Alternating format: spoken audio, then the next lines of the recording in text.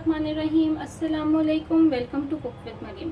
आज मैं आपको बनाना सिखाऊंगी इमली की चटनी, जो कि बहुत सारी रेसिपीज़ में यूज़ करते हैं, चना चाट में और भी दही भल्ले हर चीज़ में यूज़ की जाएगी ये चटनी। तो इसीलिए आज मैं आपके साथ इसकी चटनी की रेसिपी शेयर करती हूँ। बहुत ही टेस्टी बनेगी, आप इसको एक दफ़ा ज़रूर ट्राई करिएगा।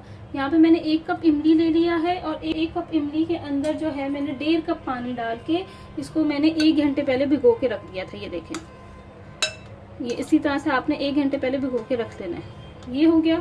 और जो है यहाँ 1/2 कप जो है शुगर ले ली है।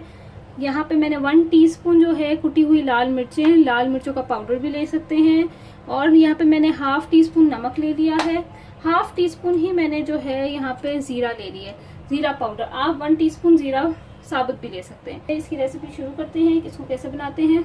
यहाँ पे ये देखिए, मैंने नीचे एक बाउल ले लिया है और उसके ऊपर ये स्टेनर रख दिया है। और ये जो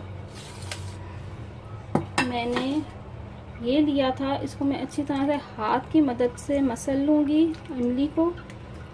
बस इसको अच्छी तरह से मलने के बाद अब मैं इसके अंदर ये इमली जो मैंने थोड़ा सा हाथ से कर लिया था, अब इसको इसके अंदर डाल दूँगी। इसके अंदर थोड़ा सा पानी डालूँगी मैं।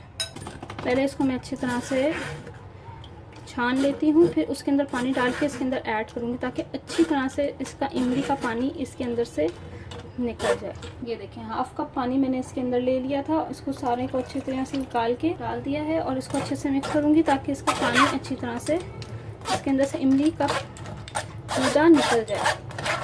ये देखें, इमली का पानी अच्छी तरह से निकल गया है। ये देखिए, मैंने पैन ले लिया है। इसके अंदर ये जो इमली का पानी है ये मैं ऐड करूँगी और इसके अंदर अब ऐड करूँगी चीनी, लाल मिर्चें, जीरा, नमक।